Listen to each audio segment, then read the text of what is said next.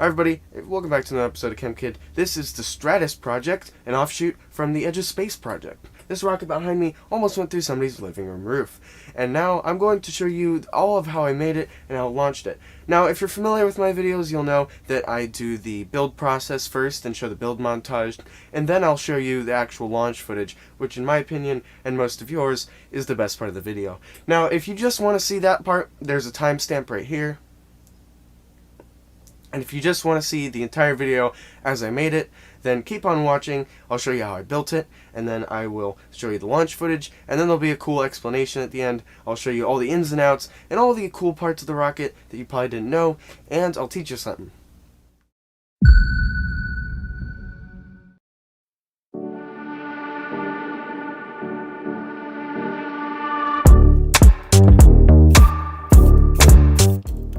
And after a couple hours of screaming at the top of my lungs, burning all the hair off my fingers, and having the worst time of my life, I finally removed the support material from inside the fins.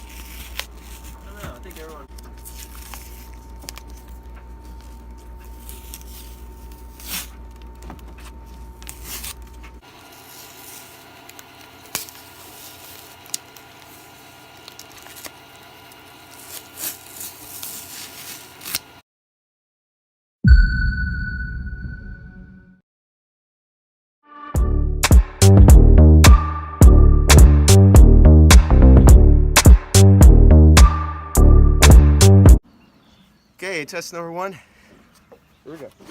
Okay, blasting.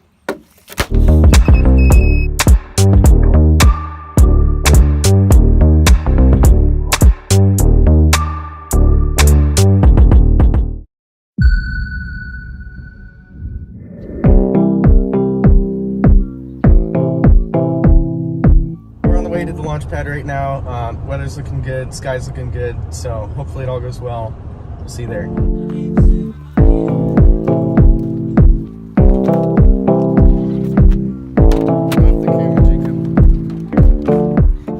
Okay, so out here we've got our launch set up. We actually have the live stream going, so that's nice. We've got our batteries, everything we need. Pad's getting ready over there.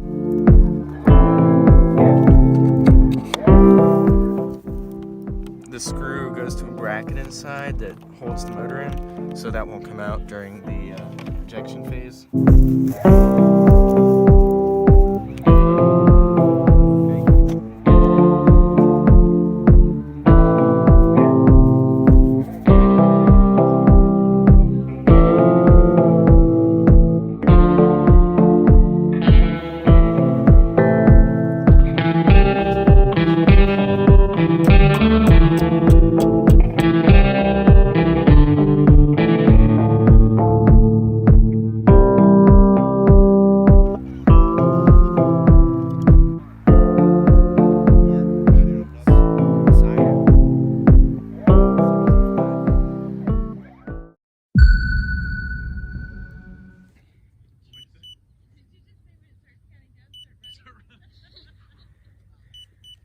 Okay, we all ready? Yeah. Dad, you recording?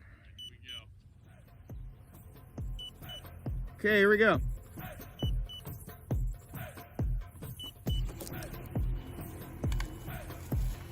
We're go. We're go. We're go.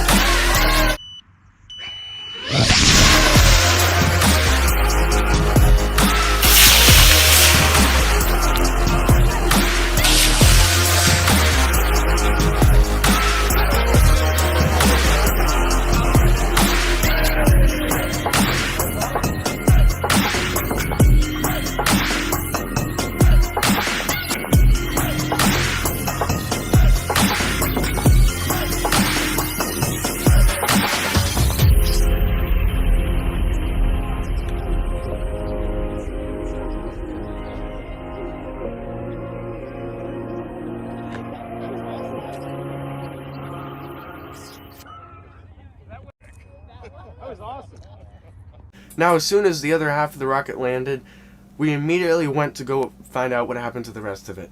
Now, this was going, I did some calculations, around 200 miles an hour towards the ground. That is not good at all. I was freaking out. Some people were laughing, but I was like, oh, this is going to be so bad. I'm going to go to jail. What's going to happen? Insurance claims. I don't have money to pay for it.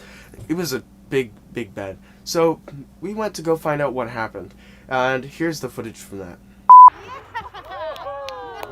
Watch both pieces.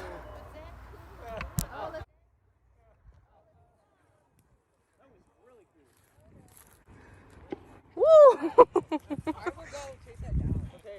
What's going on right now? Dude.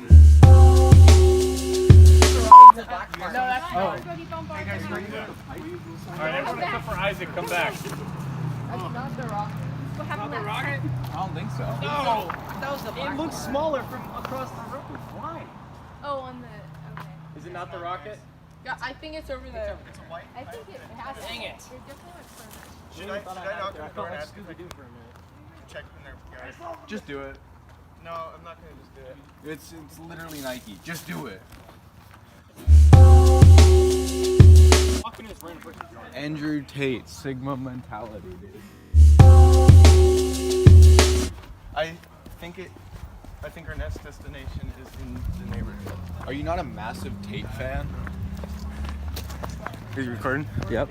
Okay, so the rocket went into civilized areas, so we gotta check. Hopefully it didn't like go into a roof. If this video comes out, then it didn't go in the roof. Yeah. Did anybody get a clear video of following it? Because like I wasn't expecting to go so fast, so I was like, oh, I can follow with my phone. And FYI, Jack, I don't have like a whole lot of storage on there. hey, let's just have Isaac collect it. That just totally could have hit a roof. Alright, we can just go. Isaac, check the houses around. Make sure Just act like YouTubers and start walking backwards with the camera pointed at your face. Just have Isaac and Jack go get it. Alright. You guys look official. You have hoodies. Yeah. We found the rocket. It's in the yard. It's not on a roof.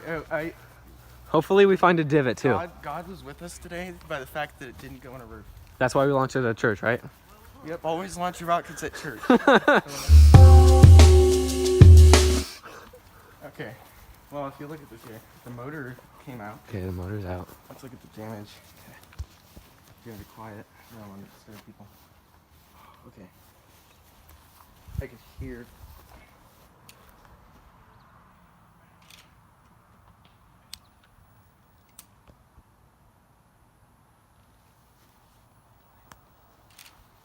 Okay. Motor, it's roasty toasty. Oh, that impacted. The fins are undamaged. Mm. Really. it's a crime scene again. We should have bring tape with us. We could have gotten like hazmat suits and be like, stay in your homes. This is an emergency. This is a nuclear.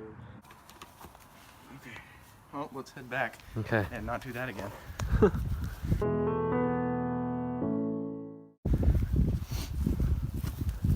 This rocket contained deadly chemicals known as smallpox. No, Isaac is a scientist. He can take pictures of it for me. I just like grab the rocket. Run out. Woo! I'd touch it and That went far. That was really, really close. Look, I made that video, I launched that rocket on March 18th. It's now June 11th. I'm sorry, it's been a while. Also, I apologize this microphone isn't working very well. That's all I have to work with. So, 2 apologies out of the way, now let's get to the cool stuff. Alright, so your first question is probably like, I don't know, something along the lines of, what just happened? Now, a lot of things actually just happened. Mainly, this thing launched. Now, it was running a Aerotech G79W-10 rocket motor. And that was housed right here at the bottom. What happened is, right after launch, it started having a little bit of a sideways trajectory, which, normally is fine, but there were a couple reasons, we'll get to them in a minute, of why that was really bad. But here's where things started to go south. This top part, the white section, has a new flight computer in it. But the problem is, when this gets to apogee and it tilts enough, it will eject this piece from the rocket. It just right off. This has its own parachute, its own tether. It's all good. It's a fully self-sustained system. The actual problem was this half. This one, right after that one deployed, kept going, and it's because the motor was still burning when it had tilted. Now, it turns out to kind of be a good thing, because if that part hadn't ejected, we might have lost that part. It might have crashed into the ground. So that could have been bad. So it's actually good. We're going to get to, in a minute, the flight computer that I built for that. It's brand new, but we'll get to that in a minute. So this piece is continuing to move through the air. That's bad, because now this is an unguided missile. Also, there's no way for it to control where it's going. And then the other problem is it's now unstable because you don't have the top part of the rocket. And this kind of just went wherever it wanted to, and where it wanted to go was 700 feet west. Yeah, 700 feet west. That's a great idea, isn't it? Yeah, no. And if you look back at the footage, on the way down, it was going really fast. We were barreling down. I did some calculations, around 200 miles per hour towards the ground. That's bad. But here's the thing. It was getting really, really close to the ground. It disappeared behind a house, so we couldn't see it. The house was no more than 20 or 30 feet tall, and then we heard a boom. And our thoughts were that it crashed into the ground, or somebody's roof, even worse, and that's what that noise was. So that's what we all thought. We all thought that something bad had happened and it had crashed. But, to our surprise, looking back at the footage, you can almost barely kind of just see, like 40 feet above the ground, a parachute deployment. The amount of luck that made this possible is incredible. This is not something that like you could ever plan to do. This is totally just, we got lucky. It deployed the parachute like 40 feet above the ground, and then right before it hit the ground, the parachute was out and it was able to land safely. By the way, landed safely in between two houses that were no more than 20 or 30 feet apart from each other. It would be impossible to do this like if we tried to do it, but we got lucky and it went right in between the houses. The fact that it didn't hit one of the roofs is great, because this would have totally done some damage, and for obvious reasons that's bad. So right before it hit the ground, the parachute deployed, and because we were like 700 feet away, by the time it had made that boom, the time that sound made it to our ears, it was already on the ground. So we thought that it hit the ground and blew up. But boy, did we get lucky today. This is the Google Earth footage here, and if you look, you can see we launched it over on the right, and on the left is where it landed. That's a line 700 feet long, and it's really incredible. We landed it right in the middle of the two houses. Absolutely amazing. Alright, now we're going to talk about this top half here, and like I said before, it's actually really good that this thing deployed itself, because otherwise we might have lost it. Then we might have lost everything. That would have been very bad. Now, it's not actually this part that's interesting, it's this part that's inside of it. Now, this is my new flight computer. It's super, super simple and dumbed down. This thing has like one function and one function only. It's literally just a battery, a little speaker, and two Mercury switches. And here's how it works. Now look at closer up. These two things are called Mercury switches. Pay attention. As I turn the flight computer, you can see those little balls of mercury. They move side to side. And when that happens, it creates a circuit. It closes the circuit and allows current to flow. Now when that current flows, that goes into an igniter. So you can see the mercury switches here. These were actually like really hard to get, and here's why. So this is the page on Amazon where I ordered these mercury switches from, and if we scroll down and look at the description, it literally tells you how to make a bomb. FBI, open up!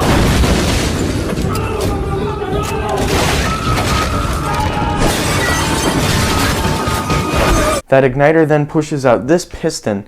The igniter is placed right here. This piston is right here, all inside the rocket, by the way, and it pushes out where the parachute will be on this side, and then it gets pushed out of the back of the rocket. Now this is really effective. The reason you use a piston is so that way you can capture all the energy of the expanding gases. And this worked really well.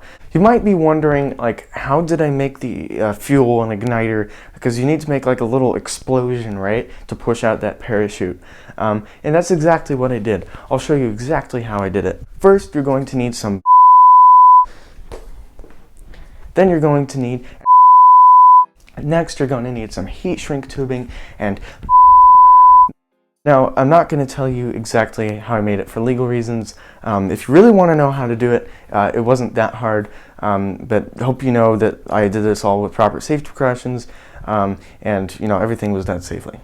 Now, you might notice that there is a camera on this flight computer, and you'd be right. The only problem is it's pretty much useless because not on a single one of my launches have I been able to get footage off of it, so that's really unfortunate.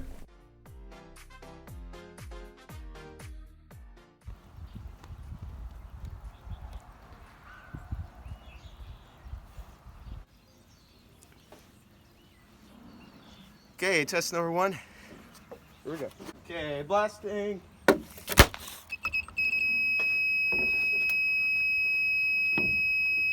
Test successful, I think.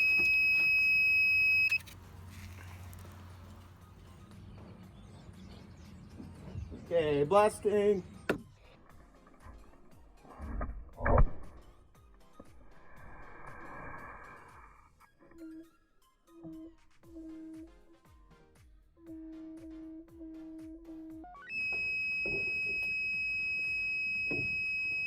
Test successful, I think.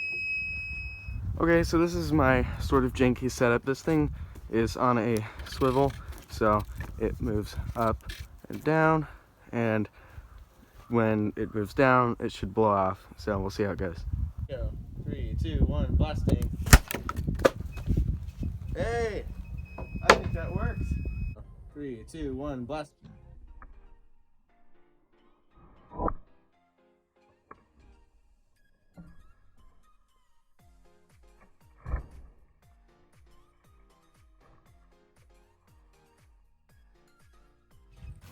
Pulling off the foam and tape now. I'm gonna see what state it's in. There's a little bit of smoke coming out. Do not know for sure how it went.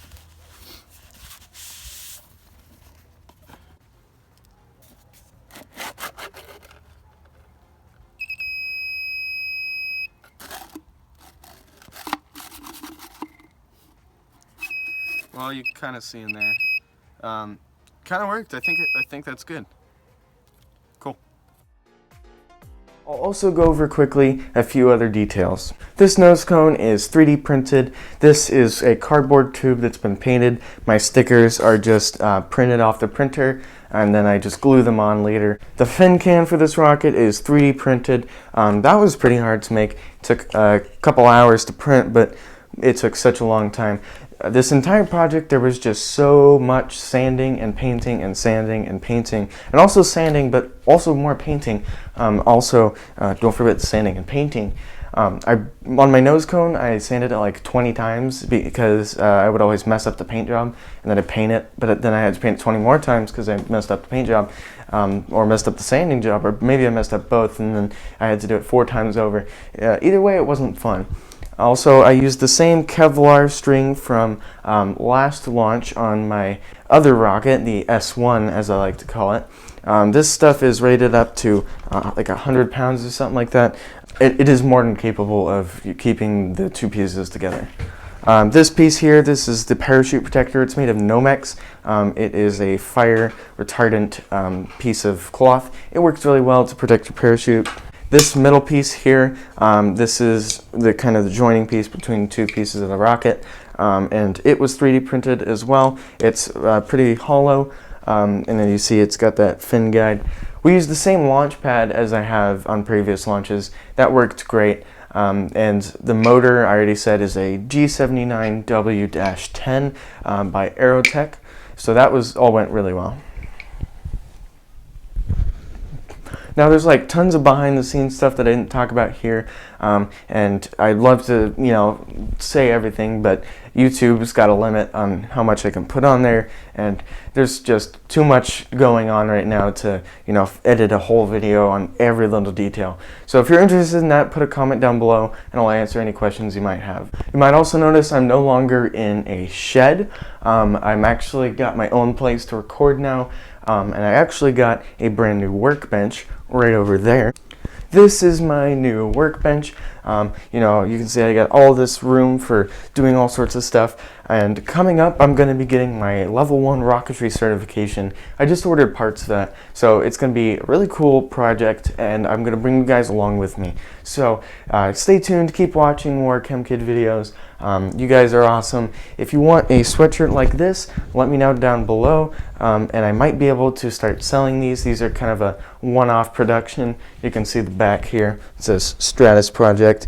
So if you'd like one of these, let me know, and if I get enough people that want them, I can start selling them. They could be up to like $45, $50, which is a lot, but that's kind of what happens when you're not buying them in bulk. That's all for this video. I hope you enjoyed it, and I'll see you in the next one. Bye. I don't know if you call this prime launching weather. Right, so there's some snow on the ground, meaning I'd still launch in the snow, but the weather isn't looking good for the rest of the week, so we might have to stand down from this launch. We have our igniter here, which again, I can't tell you how I made, but you can just kind of look at it. And then we're going to plug it into the system here, which uses the mercury switches, all sorts of components to blow up the parachute. And go.